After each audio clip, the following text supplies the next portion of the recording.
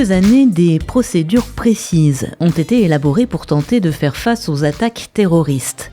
Comment ne pas perdre ses moyens lors de ces situations traumatisantes ? Quels sont les bons réflexes à avoir ? Pour en savoir plus, nous recevons Tatiana, formatrice à la protection civile de Saône-et-Loire. Bonjour Tatiana. Bonjour Sandra. Tatiana, souvent la première chose qui nous vient à l'esprit face à un danger imminent, c'est de se cacher. Mais ce n'est pas la première chose que l'on doit faire en cas d'attaque terroriste. Pouvez-vous nous expliquer pourquoi ? Alors il faut savoir quand même que le ministère a mis en place un protocole en cas d'attaque terroriste. Mais en fait finalement l'instinct de survie c'est un peu de fuir un endroit où il y a un danger. Donc c'est la première chose à faire, c'est fuir la zone pour éviter d'être exposé et surtout pouvoir alerter les secours si possible. Et après on va voir la démarche à suivre au fur et à mesure. Mais dans un premier temps c'est plutôt fuir la zone en danger. Ouais. Et pourquoi il ne faut pas avoir le réflexe de se cacher ? Parce que si on reste caché ça veut dire qu'on reste sur la zone où il y a un danger. On est plus facilement exposable que si on fuit en premier. Voilà, donc on s'enferme pas dans les toilettes, on essaye, si on le peut, on évite. De fuir. Et à quoi, Tatiana, doit-on faire attention lorsque l'on tente de s'échapper d'une zone à risque ?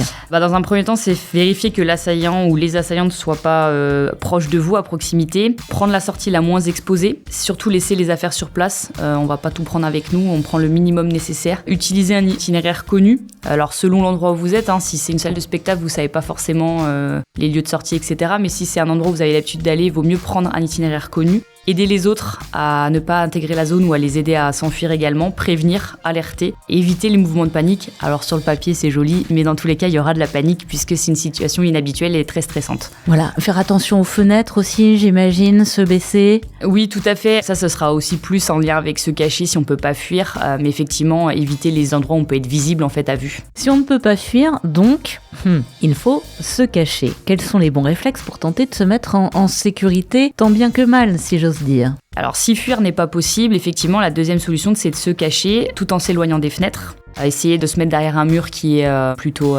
solide en fait, quelque chose d'épais, parce que s'il y a des tirs de balles, il faut essayer au maximum d'être protégé. Mettre les portables en silencieux, s'il y a des fixes dans la salle où vous êtes, c'est les décrocher pour pas qu'ils puissent sonner. Rassurer les collègues qui sont avec vous et surtout être le plus silencieux possible pour éviter de se faire repérer. La dernière chose à faire, Tatiana, c'est de donner l'alerte. Qui appeler dans ces cas-là et comment faire si on ne peut pas parler ? On parlait de justement faire le moins de bruit possible. Tout à fait. Alors si on peut alerter, on appelle le 17 et on va donner une alerte très rapide en répondant aux simples questions où, quoi et qui pour que le 17 puisse envoyer directement les équipes sur place. Si c'est vraiment pas possible de parler parce que vous êtes déjà confiné, il existe un numéro qui est le 114 qui est habituellement autorisé pour les personnes qui sont sourdes et malentendantes et qui du coup alertent les secours par SMS. Donc c'est vraiment exclusivement réservé à eux, mais en cas d'attaque terroriste, on est autorisé à utiliser ce moyen pour alerter les secours. L'alerter, c'est pas la dernière chose à faire parce que si vous êtes dans l'incapacité de fuir ou de vous cacher et si votre vie est en danger, le ministère demande de résister au maximum face aux assaillants qui sont en face de vous.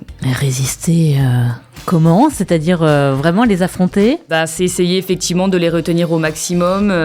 Si vous pouvez être plusieurs à essayer de contrôler l'assaillant, ça fait un peu peur, mais c'est vraiment dans le cas où vous pouvez ni fuir, ni vous cacher et que votre vie elle est déjà en danger et que vous êtes finalement face aux assaillants. Faire tout ce qu'il est possible pour résister à ce moment-là. C'est le dernier recours. À noter, Tatiana, qu'il vaut mieux ne diffuser aucune information, bien évidemment sur les réseaux sociaux. Est-ce que vous pouvez nous rappeler pourquoi ?